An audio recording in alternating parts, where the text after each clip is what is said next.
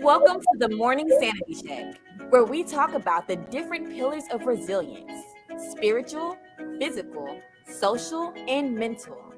Join us so we can talk about it, then be about it. Let the show begin. Good morning, good morning, good morning, everyone. This is your Saturday Sanity Check. My name is Seth. And I'm Camille. And hopefully you guys are still sane. How you feeling, Camille? I'm doing really good today. It was my I get a good break, I'll say, from work between now and when I leave. So I'm excited about that. It's a good week. Good week. Yes. I can dig that. And hey, good morning, everyone. If you're tuning in, make sure if you can't leave your comment here, if you want to leave your comment here, make sure you go to StreamYard.com/Facebook. Okay, you have to give them rights to do that. But good morning, everyone. Good morning, ma'am. How are you? Matthew, how you doing? How's everybody? Well, my weekend, it is Saturday. See, I'm losing it already. But it's okay. It's all right. I took my daughter to the aquarium this past week and just walked around. And I think we're searching for a little bit of normal. Even though we're walking around with masks and people were there, but we still, keeping that social distance. And when we see people that want to crowd around to what we're looking at, we say, okay, cool, it's time to go. And, we're just going to look at other stuff. Hey, Miss Kim, how you doing? Good morning. So again, everyone, we're talking about freedom from shame. Ooh, yes. What you think about that, Camille? Well, I just want to first shout out to my friend Holly. I see Holly on there. She said she finally was able to get on. So hey girl, hey. Matthew, Kim, everyone else who is tuning in right now, I just want to say thank you. So last week, Seth and I were talking, and we were talking about, different issues as we often do after these shows. And we were really talking about shame and realized that it's an issue a lot of people deal with, that they are still struggling with even in their later years. Trying to figure out how to let go. And so we decided to do a segment on freedom from shame. And I had to go through it myself, hence the conversation, to release myself from certain things so that I can move forward in my life, because shame will hold you back. It will hold you back like no other. And so there's a whole process that goes along with that. So we just want to share some thoughts on, being free from shame on today. So I hope you guys enjoyed this segment, and it's coming straight from the heart. Straight from the heart. And guys, if you can, guys and ladies, if you can, please share this. Share this, because Miss Holly said, or her son is sets free, and we need that, right? This is a great topic, but we need to make sure we pass this on, because if we're going through it, other people are going through it. But just think about the freedom, the different type of life individuals can have by being honest with themselves and identifying. So I will start and just dive into it a little bit. One of the first things when it comes down to shame is being able to ask ourselves, not necessarily other people in the beginning, because you have to really think about, okay, why do I feel this way? Am I going to the same individual or the same environment that's, I guess, fostering that shame inside of me? So I need to go somewhere else, or, really look at my surroundings and the individuals that I associate with to, kind of identify some things, say, hey, Camille, this is what I'm dealing with. What do you think about that? So what you say about that, Camille? I think absolutely identifying it is the first step. You know, sometimes other people can see certain things in us. You know, we have these feelings that arise when we feel shameful. And I'm just going to talk about that because that's really important. And it's that kind of deep-seated embarrassment, that kind of humiliation that you feel every time you think about something that happened or think about an event or someone or something like that, that just years later just makes you just cringe, like, you know, that shame. And shame really has more to do with you know, feelings of unworthiness, feelings of, you know, I'm undeserving, I'm unlovable, I, you know, don't have what it takes. It's an I thing with shame. Where guilt, people get them confused. Guilt is I did a thing. So instead of I did a thing, it's I did a thing. It's easier to recover from guilt because you can make amends for whatever that thing it is that you did. You can go back and apologize or make your wrong right. But with shame, it really is an internal idea of who you are. So it really is, it's a little bit harder to overcome shame. So I just wanted to make sure that we get that out of the way, because like you said, you have to identify those things and you have to know where to look in order to release the shame. And it's not in the thing, it's in you. Absolutely. And there, you have to have the right people around you to help bring all of that stuff out. Absolutely. So I want to say good morning to everyone. Good morning. Good morning. Hey, Miss Danielle, good morning. Glad you're watching. And we're talking about freedom from shame. And so you said something that made some sense, right? If, you know, let's identify those things and knowing the difference between shame and guilt. And what I've experienced in my young age of what is it, fabulous and 40, is that if we sit on it too long, those individuals that we have issues with, they may have passed, you see. And what happens is they pass and it's dropped and they're gone. See, yeah. So we can't necessarily confront or to say, hey, this is what I felt.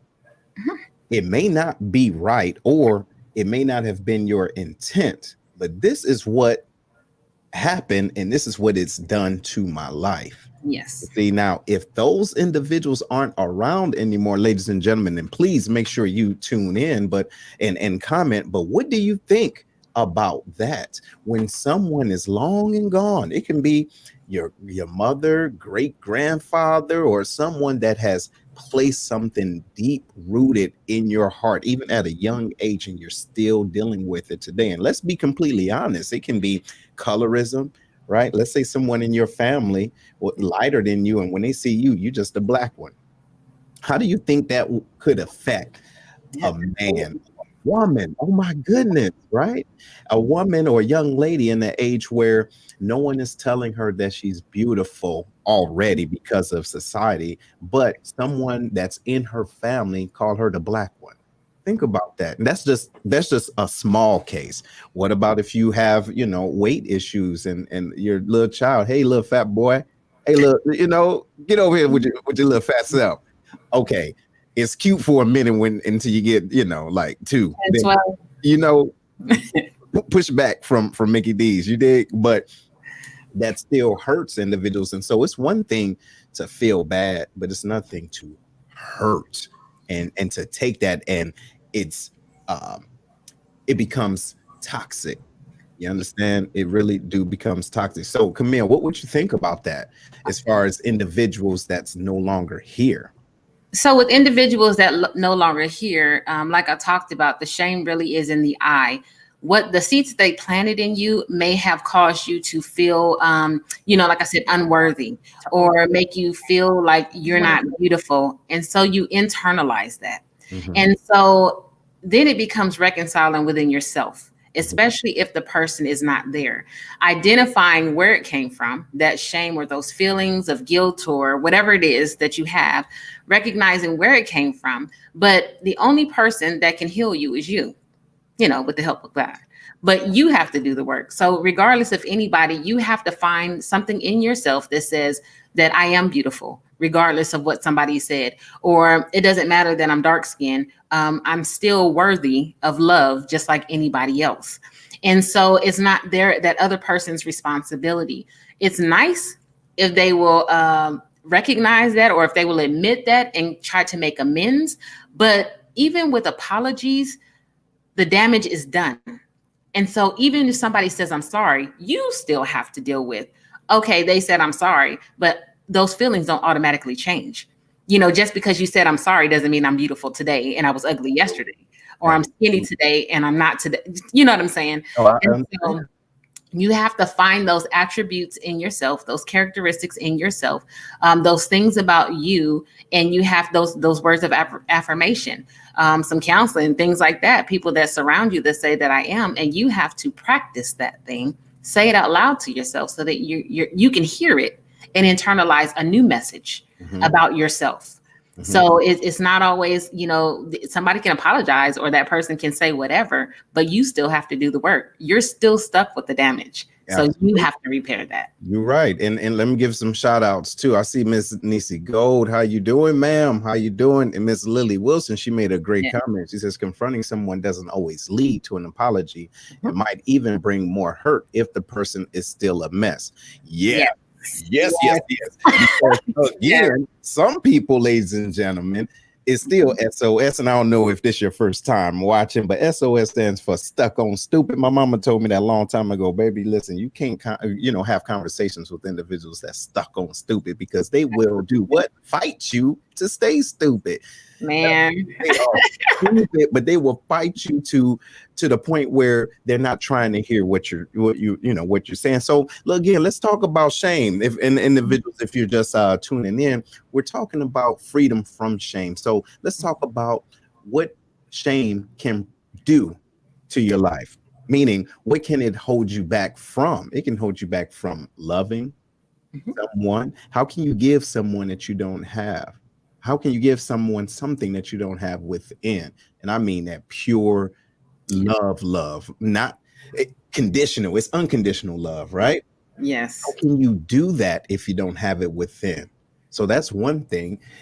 Just self-worth, right? Just self-worth at if it's already at an all-time low because of what has happened in the past, what else is it preventing you from doing? Maybe doing the best that you can at your job because you don't think that you are worthy enough. Yes. Right. Well, what you think, Camille? I say it says to that point, in doing some research about it, and I'll tell you about a story I had with a young man who, like I said, after all of, coming into the military and everything, he was having some issues, dealing with some things. And I said, well, if you lose this job, then, what are you going to go back and do? He said, well, I don't know, maybe sell drugs or go to jail, because that's what all my family did. My father said that I would never be anything. I would have to do something that works with my hands. And I'm like, what? And so he was dealing with this low self-esteem, low self-worth because of that. So as I'm talking to him, I'm like, okay, so what do you want to do? He starts telling me, and I'm like, so why can't you do that? And he's like, well, because my dad said, okay, so you're a grown man, you can make decisions now. So we had to work on undoing some of that stuff.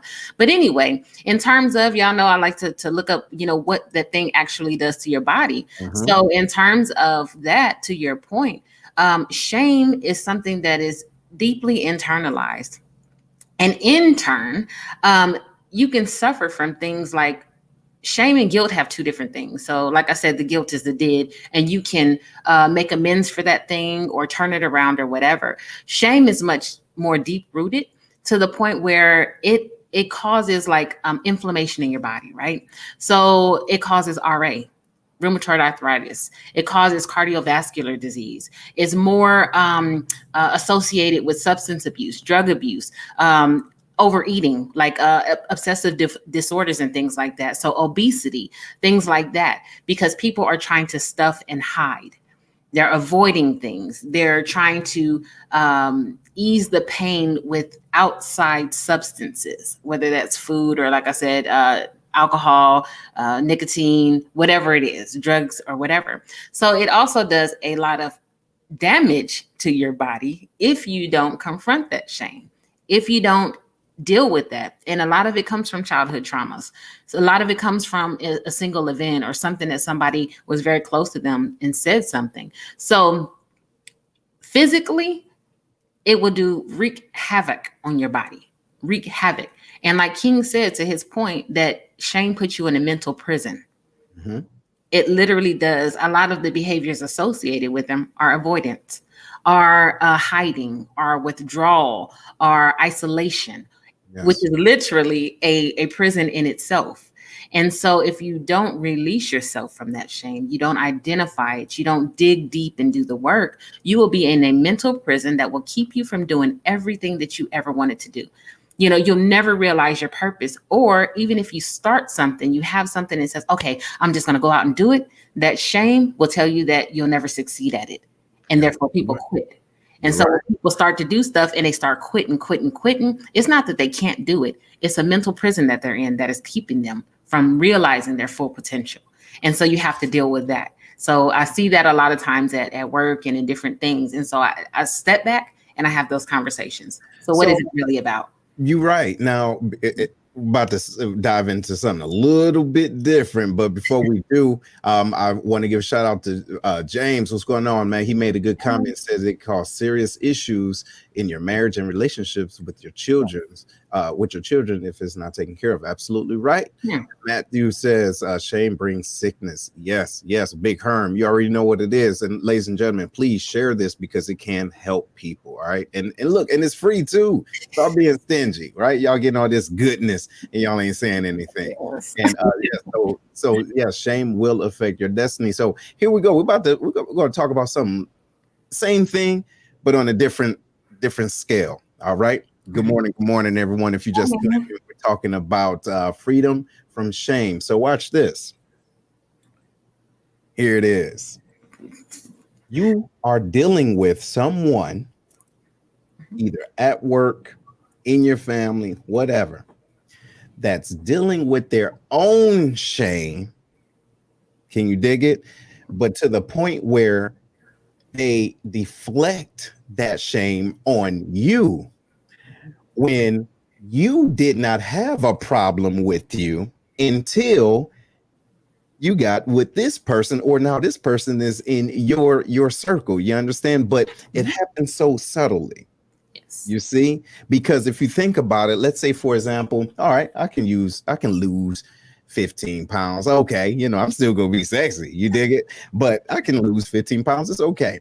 Now it's mild because I know that's what I want to lose, and I know what to do to lose that. But now I'm either A, in a relationship, or B, at work, and I'm surrounded by individuals that think that 15 pounds should be 20, should be 25. And it's so subtle.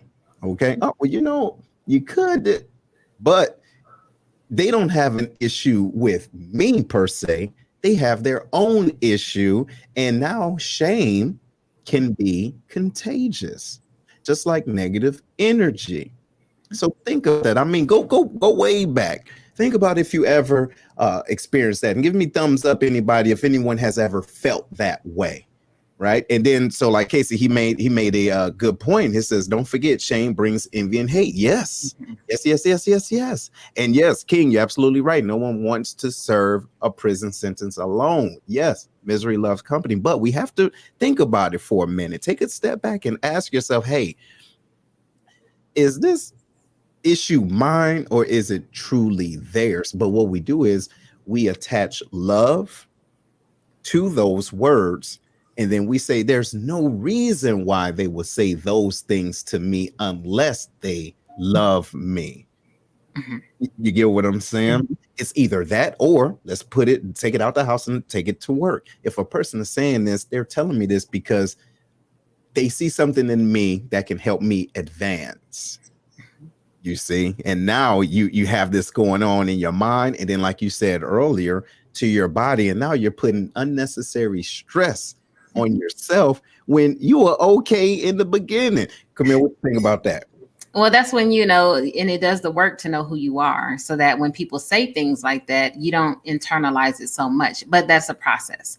And it's really about, when you're with people who you love, you expect that they're going to give you words of affirmation or positivity and all that kind of stuff. So when you're around that a lot, and you continue to hear that, it's not that you just take it on, but you internalize that. Well, this is what they really think about me. So that, you can stand to lose 20 pounds instead of 15 means that I'm fat, or I don't have control over the way that I eat, or I have no discipline. And so we internalize those things differently, based on what we're exposed to. And so you have to really confront that head on. If I lose 15 pounds and that's all I want to lose, that's all I want to lose. If I want to lose 20, then okay, I may help ask somebody for help. But at this point, I know who I am enough that that doesn't bother me. And I'll tell people where they can go, whatever. But at the same time, if you don't, because shame creates such a deep sense of self or a lack of self-worth or self-esteem, that you're trying to get those that acceptance from people, whether it's your work or whether it's your family or whatever. So you're like, okay, and we become people pleasers. We become people pleasers, and then we're never at any sort of and that's why you go into isolation and those prisons, mental prisons and things like that. If I can just avoid everybody, then I can just, nobody will say anything. I don't have to live up to something. I don't have to put any energy to try to be better than anything. I'll just stuff. But then we start dying quicker. We start, having all of these medical issues that we can't deal with. But it really is, you have to know yourself, and it's a process, which that whole thing, when you feel those feelings of embarrassment, that not just I'm embarrassed a little because I did something, but that deep embarrassment, that deep humiliation, that every time, whether it's 30 years back, you think about it, you literally cringe and you're like, oh my God, I wish I could have changed that. I wish I would have done this differently, whatever. And so when people say that, you attach it to those events too, that confirm what you already been told, that you internalized about who you are. And so it becomes a vicious cycle, So you have to identify those things so that you can break free from them. We'll talk about how to do all that later, but we're constantly seeking validation from people. Like King said, nobody wants to go in prison alone. You know what I mean? So misery loves company. And what we find we deal with is a lot of people who are dealing with shame, but they're good at hiding. They may have a skill that they, they're really, really good at, so they don't have to show people who they are. Their work will just be what it is. And then they project all of those things, their feelings of inadequacy, on somebody else. When somebody else is trying to do something good, now they're going to tear them down, instead of encourage them. Oh, you can do more because I still feel inadequate. And because you lost 15 pounds and I didn't, now I'm going to be like, oh, that's it. You need to do more. And so we have to know how to ward that off. Well, that was my goal, and that's my goal. Crushed it. You know what I mean? Right. Moving on. And so that's why it's so important. But so my brother, he said something that was good too, very powerful. Shame can have you reevaluate your decisions in life when trauma occurs mentally. Okay. Yeah. You may have been comfortable in your skin, and now you're second guessing yourself. You see, and it is, you're absolutely right. But shout out to you, brother. That makes a lot of sense. King, words have greater value than money. Slavery was built off shame. Yes, you're absolutely right. Absolutely right. Ms. Lily Wilson says, I highly recommend the book. Yes. Oh, yeah.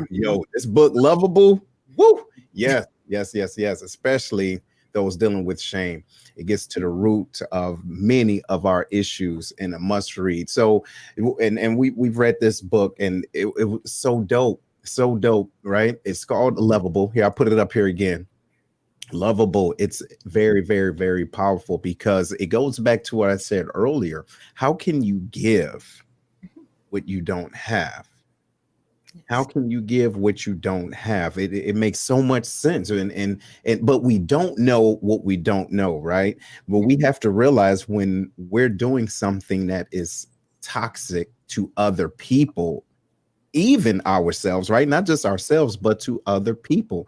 So let's do this, ladies and gentlemen. And good morning again to everyone, especially if you're just tuning in. Make sure you share this, right? This is the morning Saturday sanity check. Make sure you got everything screwing right, right? Nothing loose, right? Nice and tight. But think about what you say to yourself. What are you saying to yourself that's either changing your results or enabling your results? right? Like we talked about earlier, it is the things that it's words. Words are powerful. How powerful do you think they are if you say them to yourself? No one is saying some of the things that you are believing. Yes. Come on now. It's that internal self, yeah, that internal self-talk. But here's the difference, right? So a lot of people, when you're doing it consciously, you want to say the things that you want to hear, right? Mm-hmm. So, but it takes getting still. Mm-hmm. It takes that time in meditation or prayer or whatever, or just being quiet in your thoughts. A lot of people are afraid of their thoughts. Yes. I love thinking. Thinking. Okay. But a lot of people are afraid of their thoughts because they're going to hear those negative things that they've been said repeat in their brain, that they say repeat in their brain. But that's so important because you have to know the narrative that's going on in your mind so that you can change it. You know what to change. And that takes being still and being quiet and hearing what you really say about yourself. Absolutely. You have to. And a lot of times you'll hear that I'm not worthy. I don't deserve love. And so relationships and stuff, because people don't take the time to do that, you can't give what you don't have. Like you said, you can't pour from an empty cup. You can't feed from an empty pot. We get in relationships hoping that another person will fill us up, but our own demons and our own mental, or self-talk, negative self-talk will chew that up, spit it out, and then we still begging for more because we haven't changed the narrative in our own minds. So we have to sit and we have to hear that thing, or else we'll never, ever, ever have good, healthy relationships. Because again, you cannot give what you don't have. And if you don't know how to love yourself, it's going to be really hard to love anyone else. And to add to that, not only is it going to be hard to love anyone else, it's going to be hard for them to love you. Love you. Yes. You got so much stuff going on, ladies and gentlemen. Yes. I want you to really think about your current situation right now. You see, your current situation. Think about it. Are you lovable? Meaning, not necessarily lovable, but easy to love. And that not obviously in the sexual manner, right? Or erotic way. But do you give off the energy that it's okay for people to love you or to be around you? You see, do you give off that welcoming vibe? If you have issues with people, is it the issues you have with people, or is it an issue that you have with yourself that's creating that vibe with people? You see what I'm saying? Because you got to understand, everything that we feel can radiate outward. It starts in here. Look at the core. Listen, everybody don't got the issue. Look at the common denominator, right? It's like math. You dig it? Look at the common denominator. What is it that may be going on inside that's creating the results that you seem to see in everybody else? Shout out if you ever said everybody always blank. Hey, whatever it is, I get tired of people always blank. You see? Think about it. If you tired, how tired are you? Now, is it something that you're saying, or is it that you're putting yourself in a situation to keep seeing those things? But why? Is it something comfortable? Yep. Is it something comfortable inside that, or something that resonates with you, that keep you in that state of shame? Ladies and gentlemen, we're talking about freedom from shame, and you can't let it go if you don't identify it, but then ask yourself, why is it okay? Here I am in my 20s, 30s, 40s, 50s, 60s, and I'm okay with this, but I don't like it. What you think about that, Camille? Very, very true. It's just, we take on those things, but again, I keep saying people don't take enough time to think about thinking, what you're actually thinking. So again, that's why if we've never dealt with our thought process, it's going to be really, really hard to deal with our thought process, if you understand what I'm saying. So that's why in all these years, because we have never taken the time to sit down and be still and be quiet and hear those, what we think and how we project that onto other people. And I'm just going to say this too. It happens a lot with kids. You know, when the kids we have these kids and we're still dealing with shame about certain things, we put our kids in a mental prison. You know what I mean? And we put all of those things because we haven't dealt with our own thoughts about certain things. So when our kids are eating or they're doing this and we have these adverse reactions to them, and then we start telling them the same things that people told us that we were not okay with.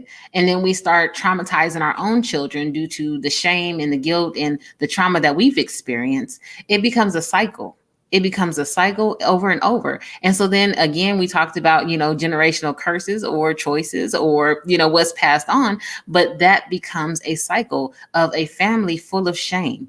And it goes back to those when I talked about epigenetics before. It's the same thing with shame. Once you deal with it, there are markers in your body, obesity, addictions, depressions, mental illnesses that can be turned off if the environment is changed. If the environment is changed. And so we have to deal with, now that we know our eyes are open, we have an awareness, we need to start dealing with a lot of the shame and the hurt and the guilt and the traumas that we have so that we can stop this cycle. And I say cycle of mediocrity because shame will put you in a box, in a mental prison. And the only thing you'll ever be is mediocre. And people are okay with just being average. Why? We have so much genius. We have so much intellect in our communities. We have so much intelligence. We create like no other. But people will take those gifts and talents because they're still dealing with the shame of who said they weren't going to be, don't know who they are, their self-worth, and they will put themselves in that little bitty box. And then all of those gifts and talents will die with them because they're just okay being mediocre. You know what? Yes, absolutely. Absolutely. So yes, so much. Ernest, he's easy to love. Yeah. Okay. All right. Miss Johnson, she says, when you love yourself, you can recognize your own self-worth and recognize toxic people before they have a chance to affect you with negativity. You're absolutely right. So this is what I want you guys to think about. Think about what shame does, and you alluded to it earlier, but shame do create secrets. Mm-hmm. And those secrets is part of those generational, absolutely, quote unquote, curses or whatever. What are you holding on to? And just to be completely honest, there was things in my family that I never knew. Now, if ladies and gentlemen, if you don't know, I've been in the military, right? Getting ready to retire. Yeah. And for years, when I go to the medical facility or whatever to get checked up, they give me a list of questions and it says, do you have a history of a list of things? Me? No, I'm no on everything. Why? Because I'm A1. You understand? Not just that, no one has said anything. However, older I get, I'm starting to ask different questions and the right questions to the right people. Now I'm finding out, hey, we got a history of diabetes. You got a history of high blood pressure, right? Certain type of cancers. So think about that, because individuals view health or lack thereof as a weakness. They don't expose and share those things that can ultimately help someone else. So think about it. Here it is. If the women in my family has a history of breast cancer, don't you think that would have been good for me to know for my daughter? So that's selfish. You see what I'm saying? Or not just my daughter, even myself, because believe it or not, there's studies that show men can receive breast cancer as well. So don't you think that can help? Right. But if individuals jump around and don't say the things that they need to say and they avoid it, then they pass away. But they keep it hush hush because they don't want everybody, quote unquote, in their business. Look what you're doing because of those secrets. Yes. Think, Camille. Yes, that medical thing is huge. And especially for those of us who have served, you know, when I go to the doctors, they'd be like, what did you do to your body? You know, well, because there is this stigma of people who go to the doctor are weak. Or if people have mental health issues, then they're weak. And I was actually having a conversation here recently when somebody was saying that. And I was like, look, let me stop you right there.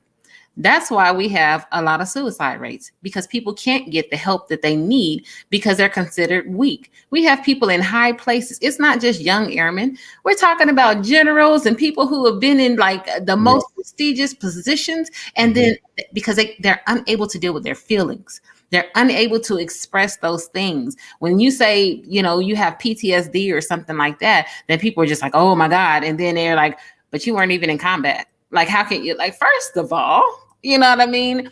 How are you going to tell me about my PTSD? And then there's a shame that comes with it, or people that have to deal with certain things, going to the doctor a lot because of all of the stresses that we've had in our life. And so we have a lot of issues, but we do need to be able to say that, like I told you guys a couple of weeks ago, my daughter was like, oh yeah, about her father's side of the family. I have no idea. That's a whole side that, she's going to have to figure out about her health history through, you know what I mean? And at some point I'll help her probably, but my side of the family too. And then the more I talk, the more I find certain things. The more I talk, the more I find certain things. I may have like symptoms of stuff, but not the actual thing, you know what I mean? That disease or that illness or whatever it is. But that means that I have to be more careful. I have to watch, more. And then I got to keep down my stress and everything too, so that, those things don't manifest, those markers don't turn on. And then I'm continuing to expose myself, so to speak, to those types of illnesses. But that shame that people have about, what a weakness is, or man, I had somebody else the other day, I don't ever cry. I can't cry. Men don't cry. I don't you need to cry. Crying is purging. It's purging. Yes. And I said, we have these emotions and you have tears for a reason, because they're meant to be shed. It's cleansing. Sometimes you just have to let it go. I said, because if you keep that stuff stuffed in, I said, that's when the anger comes. That's when the rage comes. And shame is one of the behavioral aspects of shame is anger and rage. That's right. And so you have to purge that. If you're not crying it out, you're not expressing your feelings, that has to go somewhere. And it comes out in those behaviors, and wonder why people have, are in abusive relationships, or wonder why people that just can't keep their temper. You have to purge. You are given those emotions and those tears for a reason. Let them go. Even if you let them go in the privacy of your own home, in the bathroom, in the shower, when you're in there, let them go. Because if you don't, they're going to come out in other ways. Yeah, they come out in other ways. Yeah, tears is going to be fists, holes in the walls. They're going to be stuff ripped down. They're going to be tables flipped over. It's going to be a TV thrown out of thing. That's how those tears are going to come out. And those are all destructive ways when you can just allow yourself to be human. And we need to stop telling people how they are supposed to react to certain things, unless it's dangerous, of course, then we give them tools. But if they need to cry, let them cry. Shame in that. Suck up your tears and don't. And I was guilty of it with my kids too. But I had to take a step back. And then when people are in meetings and stuff and they have a breakdown, like, it's not because they're weak. That's just how they feel at the moment. They're going to get up, I promise you, and they're going to go and they're going to do their job, and they're going to do it to the best of their ability and probably better than you can. But they have to release to keep from damaging the relationships, to keep from sabotaging their jobs, to keep from hurting other people, through words or actions because they're angry. So you have to allow people to feel and to be human, and every emotion. All of us have it. All of us have it. And we need to be able to express those, but learn how to do it in healthy ways. Absolutely. Just cry it out. Cry it out. Absolutely. Hey, so you're absolutely right. So let me give a shout out. I see Will. What's going on, brother?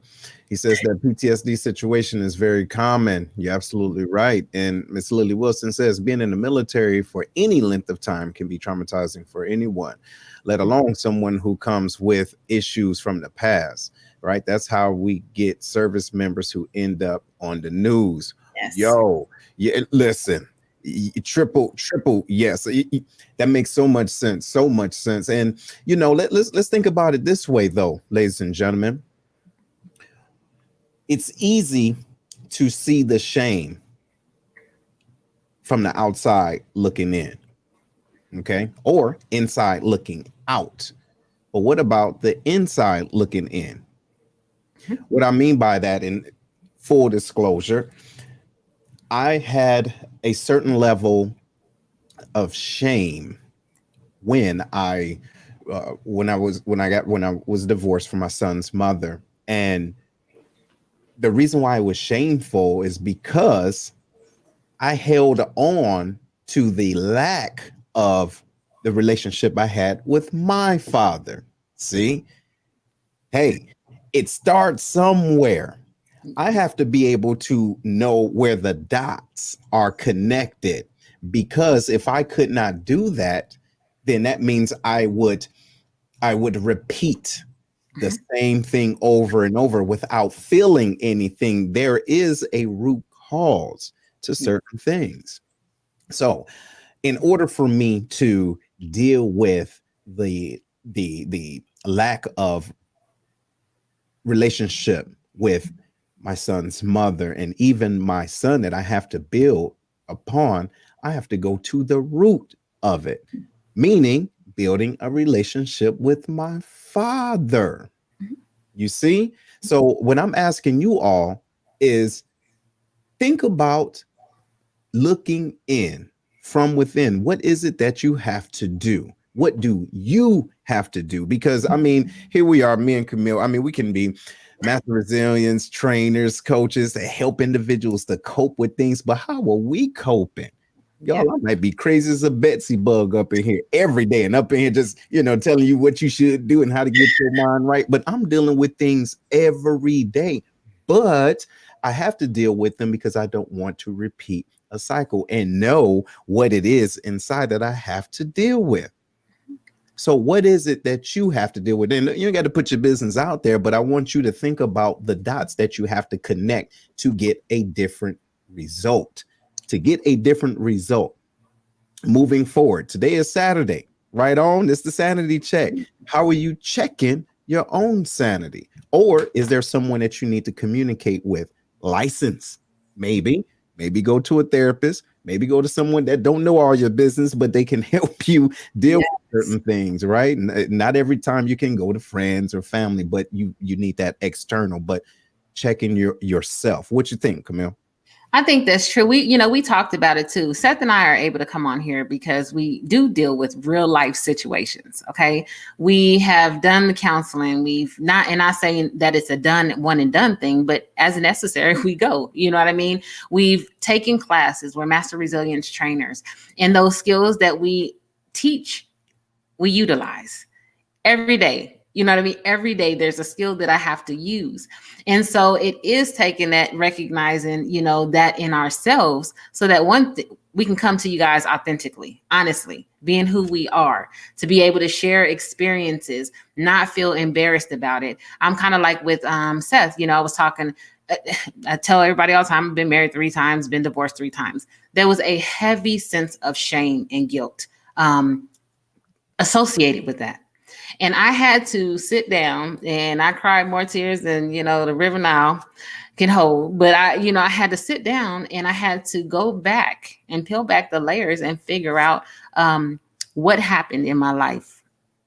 Because I was like, I can't keep a relationship. My kids don't deserve this. I'm just a terrible person because I can't do X, Y, and Z. And what is it about me that I'm unlovable and all this kind of stuff? And I found out all that, I was kind of being a little bit hard on myself, in a lot of areas, but it boiled down to my choices. And why was I making those same choices over and over and over again? Because there was a lack somewhere. There was a lack somewhere. And so I had to peel back the onion and find out where that lack was so that I can refill that myself, and with that self-worth or whatever the case may be, what relationship was broken that caused me to continue to go and get into broken relationships after broken relationships, because they were broken before they even started, to be honest. If I'm honest, they were broken before they started, but it was something in me that those were the choices that I made, in those broken people, that I was seeking out something because I was kind of broken. So I was trying to fix something else, And so you attract these certain types of things. When you get a healing, you realize that you don't attract those things anymore. Some people keep trying to come, but you're like, nope, I'm not doing any more projects. You know what I'm saying?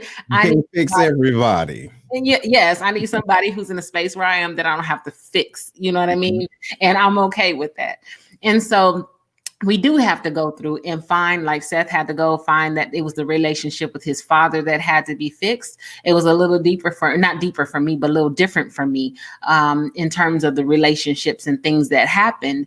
And so you do have to go back and confront that so that you don't repeat that cycle again. And then you don't put that on your children and they repeat that cycle again. My mom's come on here and already said about these relationships. She can look back to her mother and her mother's mother and her mother's mother's mother, you know what I mean? And see that there is a cycle of things that have happened, even through us, me being her child, that continue to repeat because nobody had ever talked about that thing. And so then we continue to, I guess, show these behaviors, expose our kids to it, then they start repeating. And there's certain things that happen over and over and over again that keep us in these cycles. So you have to step back and you have to figure out what that thing is so you can stop it. So you know what? Hey, Miss Jackie. Hey, how you doing, ma'am? Hey, So first, I want to make sure everyone sees the number below. It's 618-792-6747 if you have a comment. And this is the Saturday Sanity Check, and we're talking about freedom from shame. And my brother said something. Now watch this. I'm putting it up so everybody can dig this. So he says, if you held that in, he's talking about me and my father, our father, right? Raising this boy to a man would be so much harder. Our relationship with our father, bro, made me go even harder when raising my boys, my nephews, they're twins. So, and you're absolutely right. And he's done an outstanding job.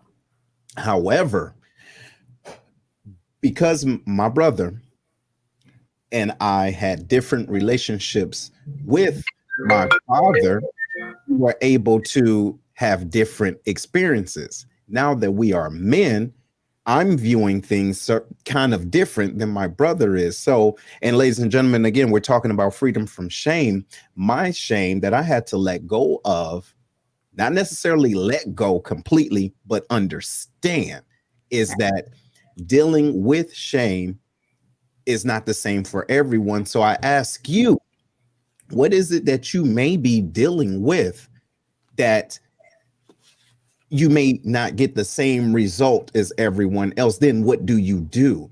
Because if you keep pushing an issue, that may continue to, you may repeat the same thing over and over again. It comes a point you have to say, you know what? I am no longer feeling this way. So I may not get the resolution that I need from that person or from the relationship, but I know that I have a different point of view now and I understand clearer. So what I don't want you guys to do, right? And this is just my suggestion. You can do whatever you want to do. I'm not licensed all the way, right? I might be clinically crazy a little, but think about it like this.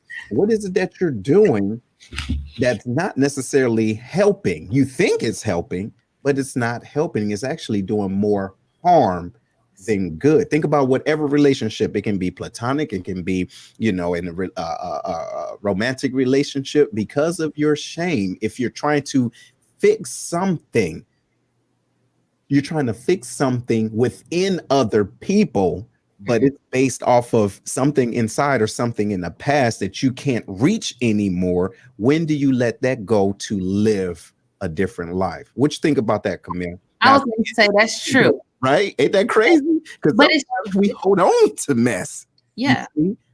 And sometimes we think, they say there's two things that happen. Either you repeat it or you do the total opposite, right? But the reason is still the same. And sometimes even when you do better, it's coming from I'll say an altered state. You know what I mean? So even when you think you're going hard, and I'm not saying that your brother is not, don't get me wrong, Ernest out there, I'm not talking about that. But, there's still certain things that you're unaware of that is the driving force that could have a negative effect on that, even though you're trying to be the opposite. Maybe that's when those parents overcompensate.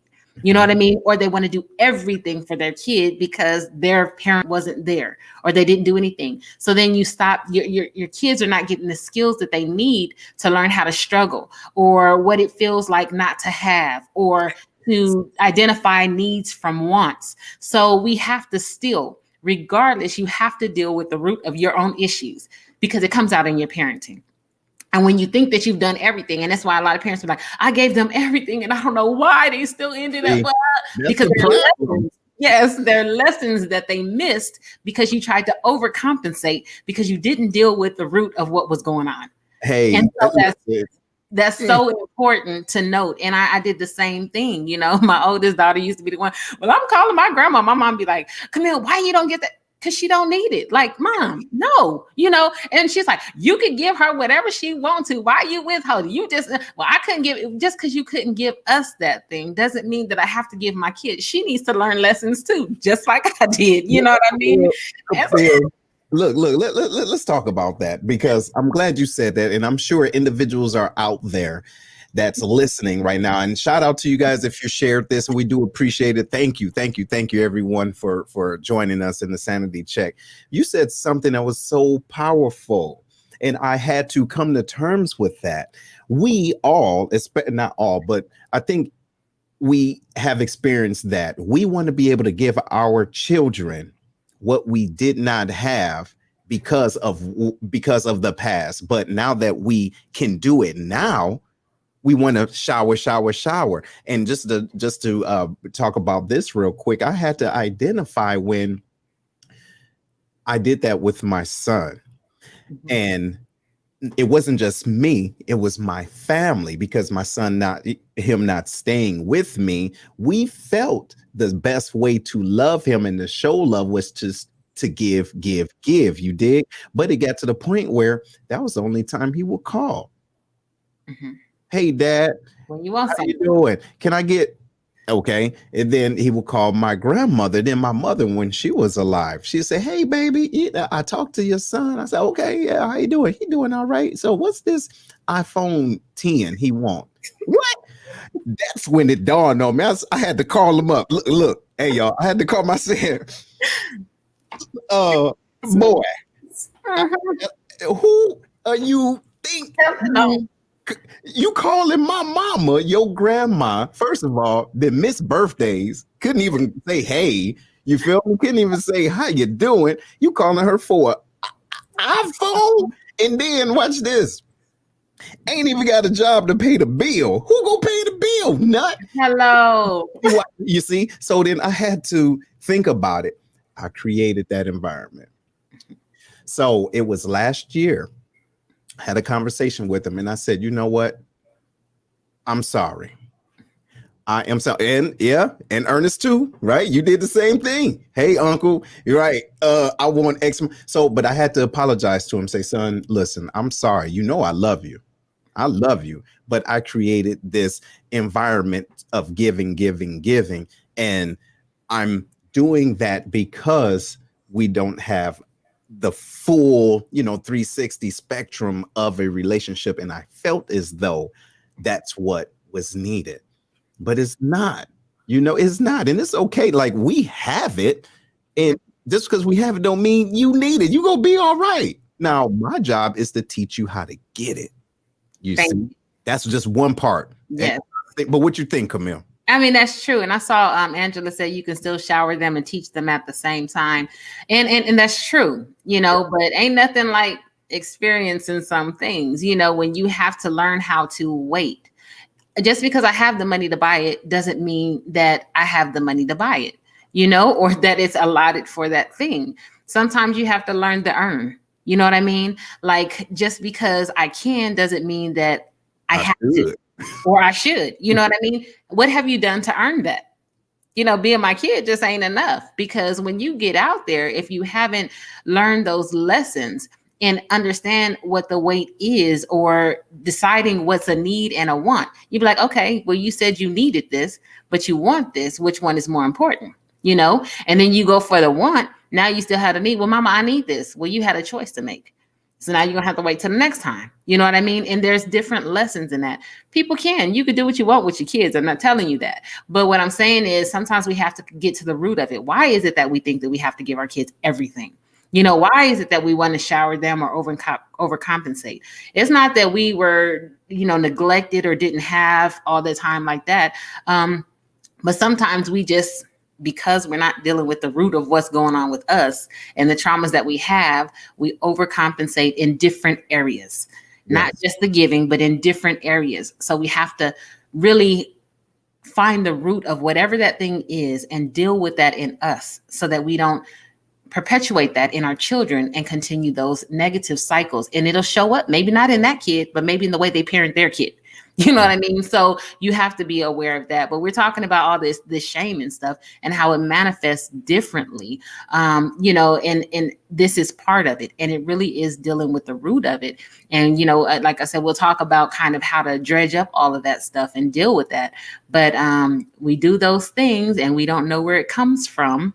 And we're wondering why there's still some conflict, or things are not going all the way right, or we can't, are not successful in certain areas, or we're so hesitant to do, or we pull ourselves back, or we do all of these things. And a lot of it is rooted in shame and guilt. And that's the bottom line. Yeah. And you see what your mother put. She says, as a grandmom, I have changed roles, right? I don't have the responsibility of raising my grandchildren. My thoughts is that I spoiled them. At least she's honest. Yeah, right. At least she's honest. At least she's honest. And but that's the deal, right? Being honest with ourselves, but then understanding there's a limit to us pouring, and then understand, follow me, figuratively speaking, where is the hose connected to? Yes. Think about what I'm saying. Think about the water hose. You know how we used to drink from water hose. You know, the real water. I don't know why the water tastes better than anything in the store. Anyway, understand where that hose is connected to, and why is it on, right? Why do you feel like you have to give from that angle? Yes. Right? Because as long as that spigot is on, somebody's going to be sipping from it. I said, hey, now, as long as it's on, people are going to sip from it. They're going to continue to drink. But you need to ask yourself, where is it coming from? And why is it on? You know, but hey, let's go to your root causes, Miss Camille. What is it that you have? So again, just some of the root causes is excuse me, that childhood trauma, things that we've never dealt with, abandonment, you know, abuse, watching our families go through certain abuse, or even poverty, just the environments that you're in, seeing childhood friends die, you know, not being able to save them, being in a different space than they are. There's so many reasons, you know, that shame happens. But I think the important thing is being still to figure out, again, the narrative in your mind that's keeping you in that mental prison, so that we can address those things. And it's being honest. And I have a few ideas, and I'm sure Seth does too. I know he does, of how to uncover that stuff. But that's the important part. We all have some sort of shame, but I'll just say one thing I had to do was journal. So I got to a point where I was so broken and so hurt. I just remember I would keep it together for work and come home, and I was just like there was just so many things I felt like, you know, sense of failure. You get shame from that I failed at. And I just was like, okay. And so I started writing. And in my mind, as hard as it was so hard. I said, in this notebook, I am going to write down all my deepest, darkest secrets. I'm not going to judge the thoughts as they come. I'm going to let them come, and I'm going to write them down. I was like, I'm not going to try to criticize it or excuse it away. This is how I feel. This is what I've done. This is what I've experienced. And I'm going to be 100% honest about it, and also honest about my part in it. I had to do that because it's an I thing with shame. I feel. I am not. So I had to be honest about my part in it. And so I would write, and I would cry, and I would write, and I would cry. And then sometimes I had to put it away. And what it did was it enabled me to be honest with myself. Yes, these things happen. Yes, I did these things happen. I did these things. And then when it was done, and I wrote, when I say journals, gone. I had to release it so that I can't go back and live in that. I had to release it. Now I think about some things and I know that they happen, but the shame associated with it is no longer there because I've admitted all these things happened. Yes, they are. And guess what? It's in the past and I cannot do anything to change it. but I'm going to change the narrative because I can look at my life now and see where I could have been as opposed to where I am. And I'm grateful for that. I'm grateful for being here. I'm grateful that I still have a chance to change my choices because life is a choice. Every day is a choice. I choose what my destiny is or how I want to live out my destiny for tomorrow. I choose what I want my life to look like for tomorrow. So I decided that I am not going to repeat those things or be in, and there's some such situations that you cannot really control when people, invade your space and things. But I'm choosing that no matter what mistakes I made in the past, it is not who I am today.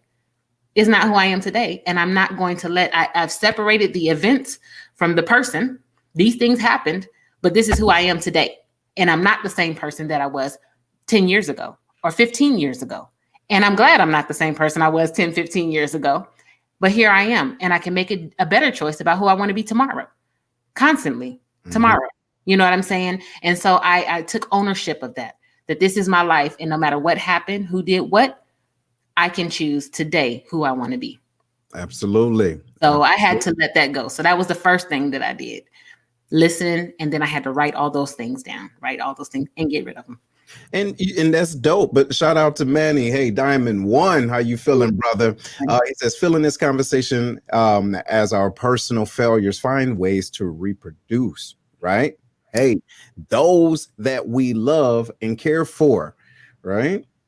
Need to find ways to let it go. And that's what we're talking about. That's what we're talking about. The shame, y'all, the shame. How do you do that? How do you let it go? And don't keep me, listen, ladies and gentlemen, please don't misconstrued the letting go of the shame, meaning as though it's not there anymore. It's still there because it's a part of you, part of that shame. Don't discredit it completely because that shame has created who you are. It builds resilience, believe it or not. But you have to learn how to cope and how to manage it. Well, let me say this. You can separate the shame. So you can let go of the shame. The shame is it has shaped who you are to this day. So that's just going to be there. The events that happened are going to be there. But the feeling of shame, you can let that go. That every time you think about it, you feel that deep sense of humiliation or embarrassment or for that thing. You can let that part of that thing go and be like, look, it happened. It happened. I probably wouldn't be who I am today had that not happened. However, I don't have to keep that same feeling of shame anymore because shame, again, affects our body, it affects our mental state and everything like that. So that feeling of attachment of the feeling of humiliation, embarrassment for that thing, you can let that go. And it is what it is. Yes. And that's the key, ladies and gentlemen. That's the key. Stop being afraid. Listen, and so we're going to do this. If you don't know, I am very proud of where I come from, meaning from the east side of Detroit. But there are individuals, society, friends, family that put the negative aspects of being from Detroit on me and other individuals. Shout out to those that come from those underprivileged places, right? New York, down in the South, Alabama, whatever. The thing is, being proud of where you come from and who you are creates that. But you got to realize what we're talking about, shame, freedom from shame. We have to let go of the narrative, the negative narrative. And we have a choice to replace it. Say, damn, I'm from Detroit. Out of all the places, take that and say, damn, I'm from Detroit. Out of all the places. You feel me? Yeah. What we say to ourselves, not what people say, is what we say to ourselves. And we can take that and flip everything. Dang, you so fat. Damn, I'm so fat. Yes, pretty hot and tempting. You can get right. So what do you guys? Shout out to Chi-Town. Yes. Shout out to everywhere. No matter where you from, you are who you are because of where you are from. But remember this: you are going to be who you want to be and where you want to go based off of how you think. Absolutely. Right now, what skills you got, Camille? I would also say you got to forgive yourself for your past mistakes. We talked about it before, but you have to forgive yourself for your past mistakes. A lot of times people are like, oh, I should have done it differently, but you weren't in that mindset. You may not have been as mature. You probably made the best decision that you could have made with the mindset you were in back then. All right. Give yourself grace. Nobody is perfect. Everybody fails at something, some of us more than others. You know what I mean? And I just don't let nobody guilt trip me because I'm human. I don't know what the next moment is going to bring. So I'm making the decisions based on what I know right now. Yes, we've done some things that we probably knew better than to do, but we did them and they're done. And you're still here and you still have a chance to make a better decision tomorrow. There is not a single person on the face of this earth that has gotten everything right. Everybody fails at something, whether we know what that is or not.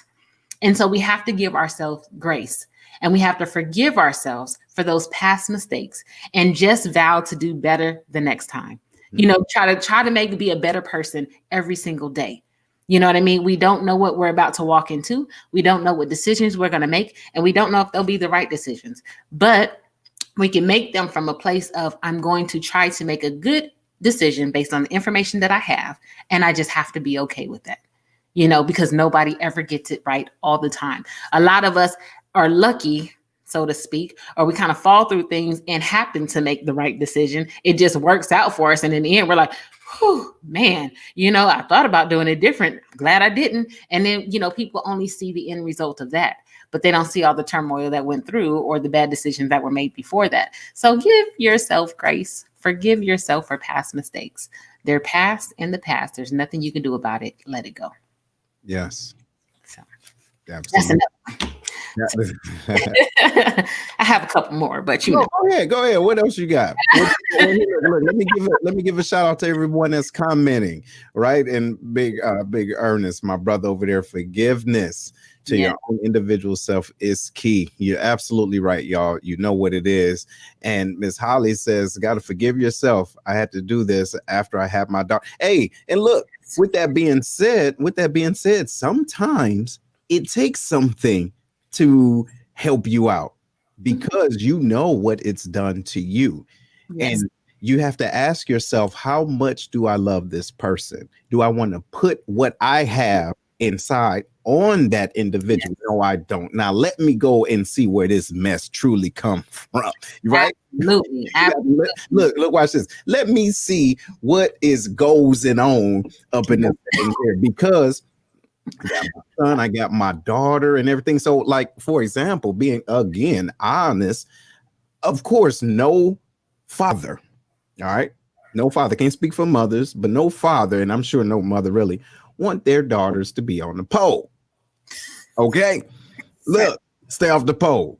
And don't be a hot ass mess. However, I have to make sure I understand what I may put off or don't put in to create that type of want as a father. You see? Hey, and then you said something else that made so much sense. We want to say, and sometimes, boo, got that right. Don't know how. I want to see my daughter, my son, right, being right on time in life, and say, I don't know how that happened because they didn't come with user manuals. You dig? But something happened. However, in this growing process, I want to make sure I'm doing the things that I think is right and that I know is right, so that I don't put the shame that I've had or that I grew up with on her. So then therefore she feel as though she need to receive this type of attention somewhere else, right? Is it a lack of attention? Is it a lack of affirmation? You feel me? Is it a lack of here that now I'm imposing on my own seeds?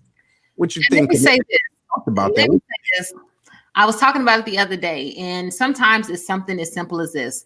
I was in a course the other day, and a guy was talking about, you know, when your kids are, you know, have these talents or whatever.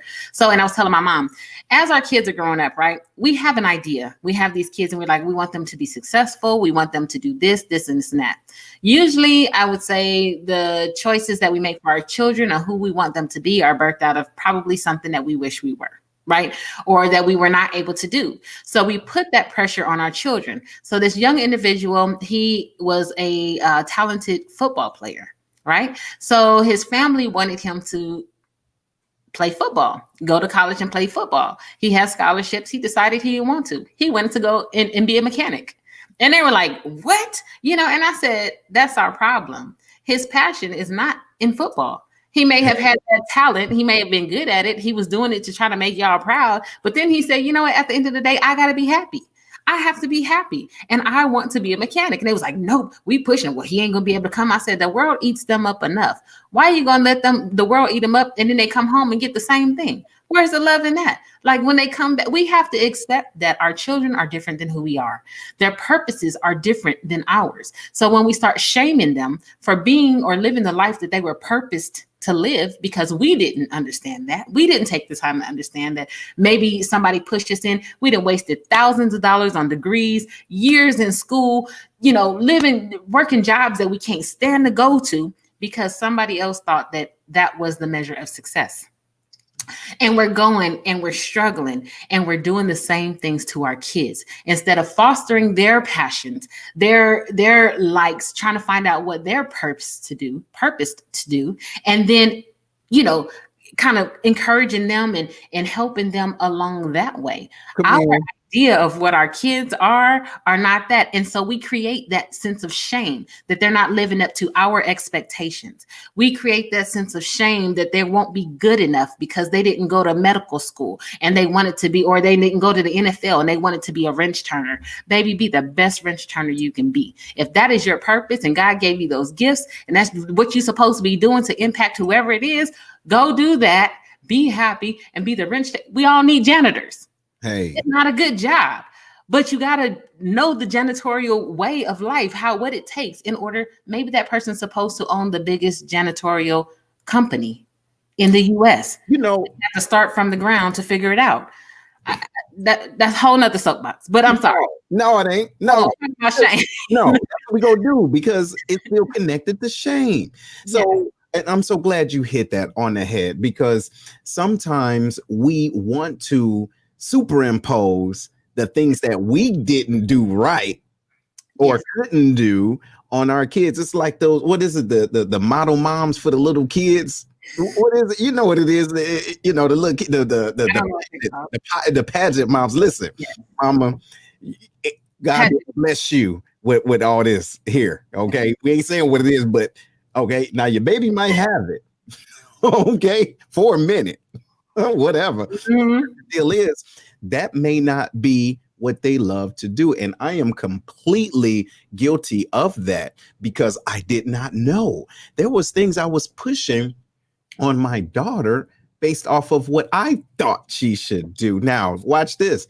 I helped to create her, but God, you see, hey, look at here. When I'm trying to tell her the plan for her life, what? Do you know how crazy that is? You heard it, a joke. If you want to make God laugh, tell him your plans, right? You go say, you got you. No, not it. But the deal is, I will put the things that I think she need to do or how she needs to go hard in certain things based off of my either thought process of being inadequate. See, because I have to do. So since I have to do, you have to do. Yes. In reality, I'm pushing her in a direction that's not where she needs to be naturally. So I had to take a step back, right? Take a step back and say, you know what? Let me celebrate her successes just as much as if it was mine. Because ultimately it is. Y'all, do y'all hear what I'm trying to say? Leave your babies alone. All right. Not to the point where just let them do whatever they want to do. No, that ain't it. Keep them on the straight path. However, when you see that they have passion in things and they're going to bounce around, because guess what? You did. Nah. They're trying to figure it out. They're trying to connect the dots and how they're feeling. I used to say I let my oldest daughter, both my kids, I said I put them in every sport or whatever they wanted to do, right? So I would let them try it. And then if they didn't like it, then, no harm, no foul. But they at least had the opportunity to And explore and experience, right? Mm-hmm. And so my youngest daughter, I like softball. So, I used to play and all that kind of stuff. And when I got in the Air Force and I played and stuff like that. But I was like, I love softball. My youngest one, I put her in T-ball because my mom, I played T-ball when I was a kid, growing up playing baseball or whatever. And I put her in T-ball. My oldest one, she was cool. Everything was good. Put that youngest one, she was that kid in the outfield picking the grass. I was like so embarrassed. I'm like, this is my sport, And so then she gets up to the bat one time and she struck, it's on a tee.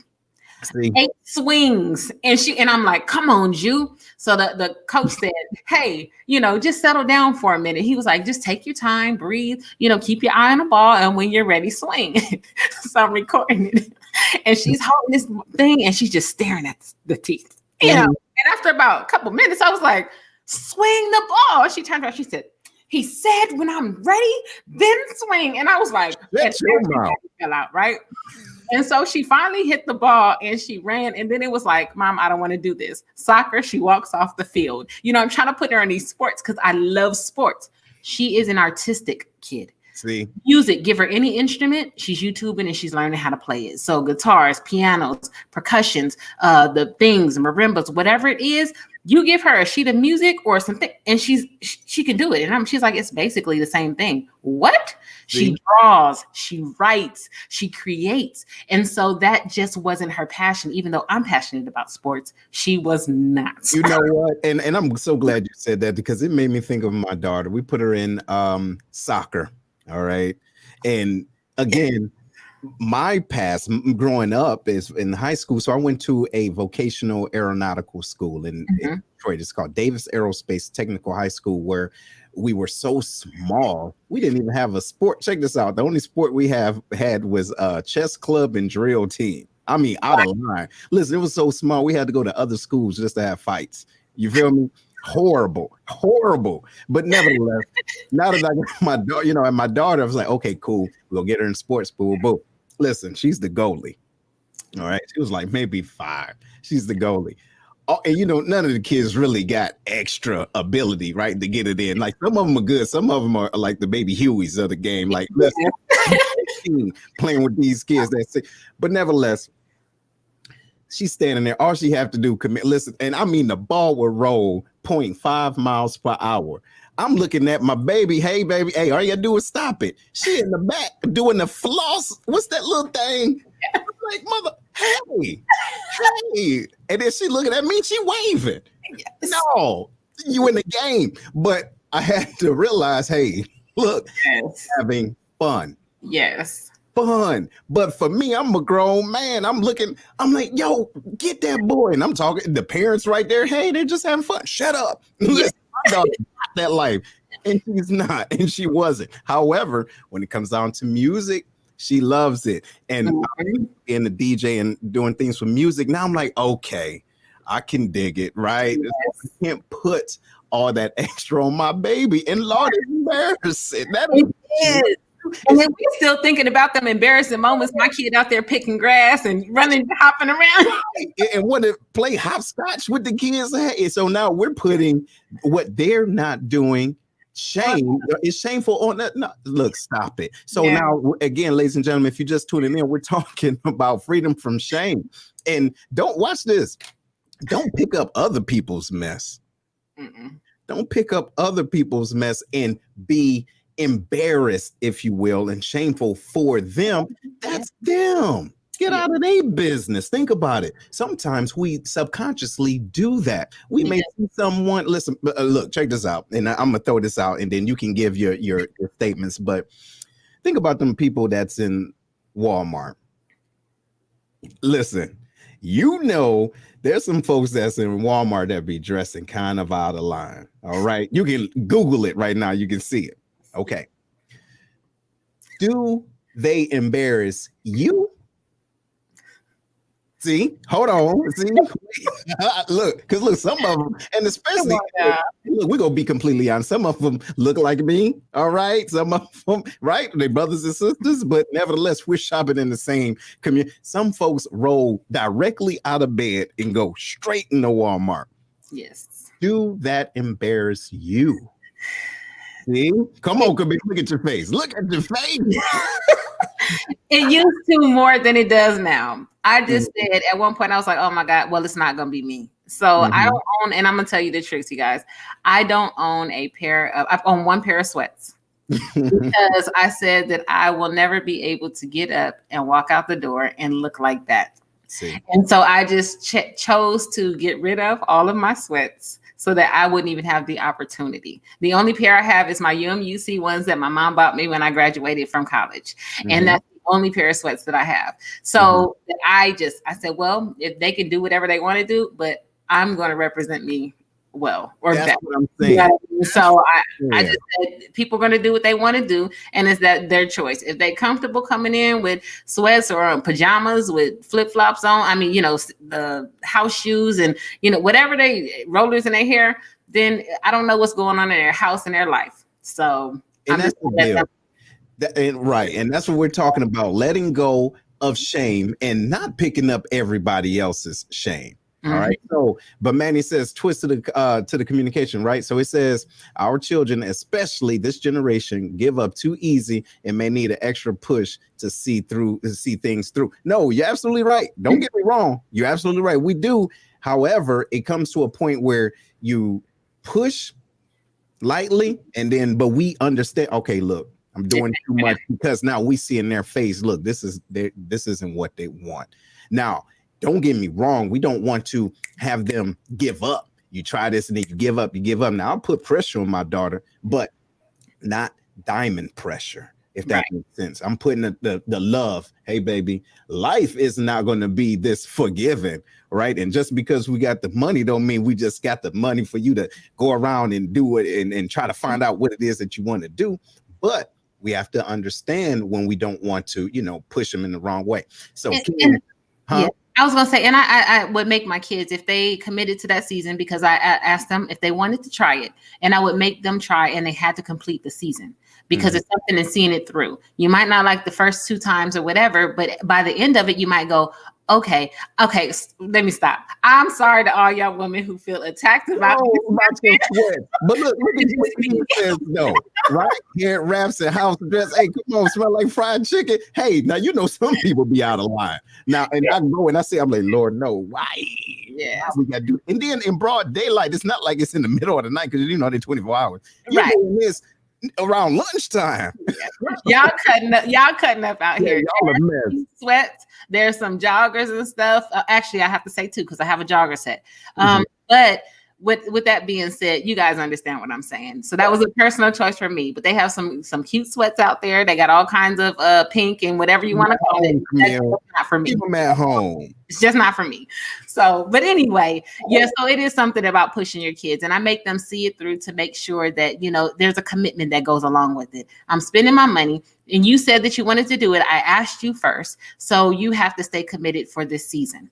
If you don't like it after that season, then okay, we'll try something different. But in doing that, I did find what my kids like. My older daughter was good at softball. She was good. I made her do softball as she was playing softball, good at it. I made her do track and field as a punishment because of her grades. And I said, well, you're going to be in sports, but you're not going to do what you want to do. In softball. Broke my heart because that's my sport. And she ended up doing very, very well at shot put and discus. And so she got a little European title over there for the high schoolers in Europe that she still holds to this day. But it ended up being something that she was actually passionate about, that she was actually very good at.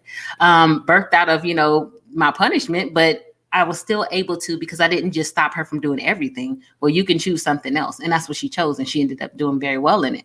And so, it's just that whole thing we have to find. We don't take enough time finding what our kids are good at and what they like and cultivating that. We keep putting our ideas on our kids and trying to push that and then get mad when they don't excel at it. So it's not fair for them. And it creates a sense of shame in our children that we need to stop. We need to stop. And we need to spend more time talking to our children to figure out what their interests are, what their passions are, what their true talents are. Because they may be good at a lot of things, but it may be one thing that they're really, really passionate about. And we need to take that time, have those conversations, and foster that. so that they can grow and they don't have that sense of shame of not living up to what parents are, my parents wanted me to be. And now I'm doing something different and they're not proud of me because I didn't follow this, whatever. And then we could continue to create those cycles. So that's what that part is about. So yeah. I know we got on a whole different tangent. Oh, no. And then just and before you give your tips, I want to go through some of these comments real quick.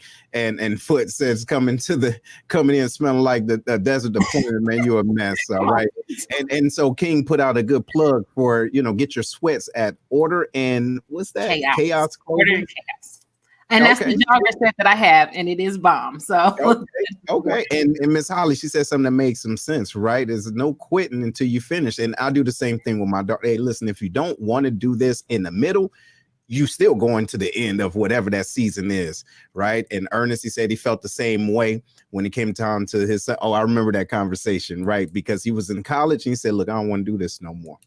Right. However, he's doing HVAC now and great at it, employee of the year, and he's about to have his own business. You get what I mean? So that's what it is. Letting go of our kids, our shame and imposing them on our kids. So Camille, what list of things you have? Okay, so Ernest, I'm with you. My daughter did 3 years of college and decided not to go back. Yeah. So 3 years, and she's just like, that's not what I'm doing. So I had to let her go, and she has done very well since, and do her thing and live her life, and I'm okay with that. So the other thing I was gonna say was allow yourself to be vulnerable. Sometimes you got to let your guard down. You have to be able to be honest. You have to be able to cry. You have to let people in so that they can help you to heal, identify those things, and then just be okay with just being vulnerable. You got to let them walls down because they're keeping out good stuff as well as bad stuff. So let them down, be vulnerable. And it's freeing. I always said, well, let me go back. It was this African proverb that I said, and it says, when there is no enemy within, the enemy outside can no longer hurt you. You have to be vulnerable to get there. And then I also, in my vulnerability, I had to just be honest about all the things that, happened, was going on or whatever. And so I am able to say now, I'm like, there's nothing that anyone can tell me about me that I don't already know. Nothing anybody says is a shocker to me about me. And because of that, my mom said, look, you can lie on me. You can say what you want. It's not going to change the truth. I know the truth about who I am, and I'm okay with that because it made me the person that I am now.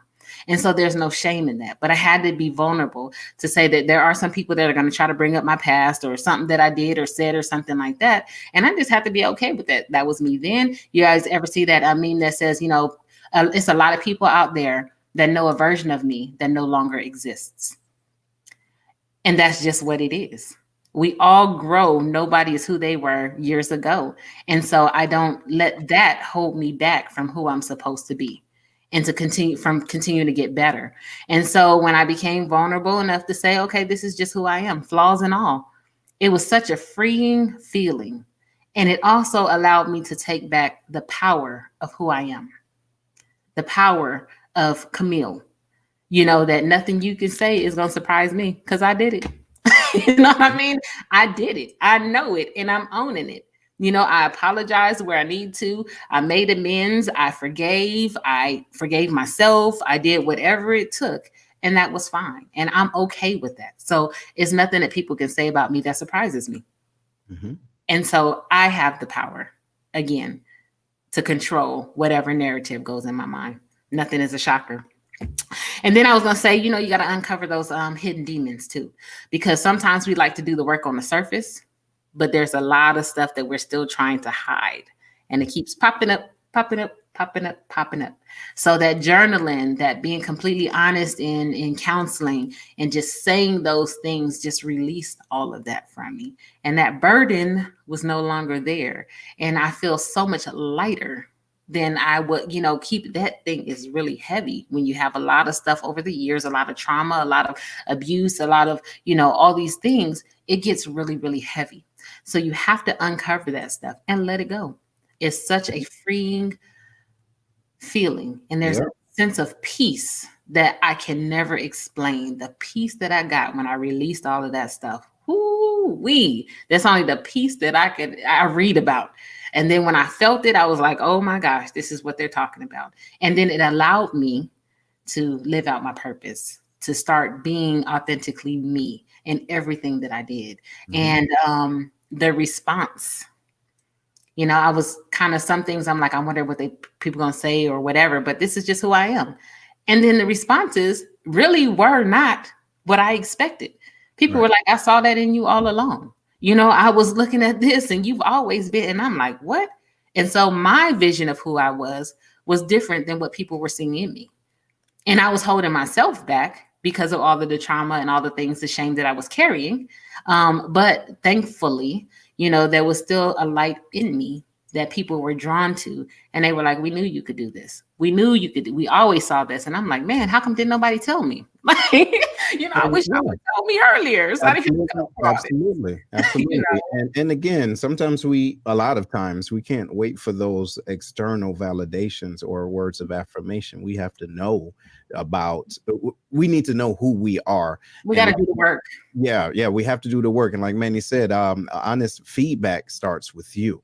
But ladies and gentlemen, I want to make sure we don't run too far over, but to make sure that you guys know that we will be here next week. And we appreciate all these comments and loves and everything.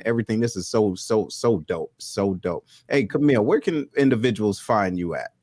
So you can find me on Facebook, Camille Stevenson Thomas. And then my website is up there, aspiretogrowhigher.com. I do have a book and it's called Empowering Our Girls. And talking about all of that, I kind of went through a journey of lessons learned on my self-worth, on purpose, on friends, on relationships, on faith. And so I had to go through a little bit of journey, and there are some lessons that I learned that I wanted to give to other people to empower them, especially starting the younger our girls. It's for ages, you know, all ages, and guys can get something out of it too. But it's a group of women who come together to share their stories of overcoming. So if you guys want it, you can just go to aspiretogrowhigher.com, and it is on there. So that's where you can find me. And then I'm on IG, but that's just, I don't really use IG too much. Okay. All right. And ladies and gentlemen, you can find me at setthespeaker.com if you're interested in any type of accountability coaching or just helping to get your mind right. Keep in mind, it's not traditional. It's not warm and fuzzy. It comes with a punch and an uppercut, but a hug around the neck. You dig it, with accountability. And also the book, The Black Collar Mindset. You can find it at theblackcollarmindset.com. All right, the art of strategic thinking. And it's so important for us to make sure that we have that in our lives, because we can't give and ask individuals to hold themselves accountable when we don't ourselves. So I want to thank you all. Thanks, Ernest. Thank you, Miss Keisha. How you doing? Hey, and look at Ernest. Hey, yes.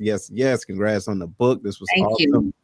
Yes, thank y'all for all the love and support. So we've been listening to your comments and everything. We've extended it from just an hour, especially when we have great conversations, and you all give a lot of good information. So thank you. And if there's anything that you would like us to talk about, feel free, give us comments and just reach out and excuse me. Give us comments, say, hey, I think this is a good topic, and don't be afraid to call in, because if y'all see, the number is down below, and it's been there for an hour and a half, but y'all acting funny like you're scared to say what you want to say. But nevertheless, it's all good. All right. So we love you. We got anything else to add, Miss Camille? So I just love my shirt and my jewelry popping. I have some paparazzi dealers and some shirt dealers over here. Oh, do you? Paparazzi? Who over there selling paparazzi? Everybody selling that paparazzi. Paparazzi. That's Holly Williamson is my paparazzi jewelry, and then Ordering Chaos clothing. Okay, look at y'all, self-plug. Yeah. Anyway, yeah, because they keep me looking cute on. So all my shirts and stuff, I usually get them, and my jewelry, I get it from them. Right. Okay. Anyway, all right, that's enough. That's what's up. All right, ladies and gentlemen, listen, you guys have a great weekend and a great remainder of your week. But think about what we talked about, the shame, and what is it that you're going to do after we click this off, that's going to help you release that shame so you can have a better and more fulfilling life. All right. Let me say one more thing. Yeah. Counseling. If you need counseling, don't be ashamed. Yes. Just be your best self. Dare to be different. I just had to step out and say, you know what? I am who I am, quirks and all, flaws and all. I love me, and I'm going to treat me like I love me. So dare to be different. You don't have to fit the mold of everybody else. When you start doing that, you become boring anyway. I don't want to be boring. You're Let right. me be me, uniquely and authentically me. Changing your thinking, your perspective. Every Saturday we're on here, and this is a way to learn. We always throw some skills in here to help you to reframe your thinking or balance your thinking or any of those types of things. So please, please, please, the work starts, but just start. Don't wait. Start. You don't want to waste another day of your life living with the shame of the past. Let it go. It's already in the past. Let it go. Absolutely. So you can be the best you can be. Absolutely. And ladies and gentlemen, she did speak about counseling. Don't be afraid to get a counselor that can dig you. I'm not saying that loosely. This is purposeful, right? Search around. Just because they have something fancy on the wall saying that they're licensed to talk to you or they're clinical to talk to you, make sure you connect with individuals that you can talk to and that can understand the issues that you may be going through, right? All right. So anyway, Yes. we're going to see y'all soon, and you enjoy your weekend. All right. Bye-bye. Thank you all. Bye-bye.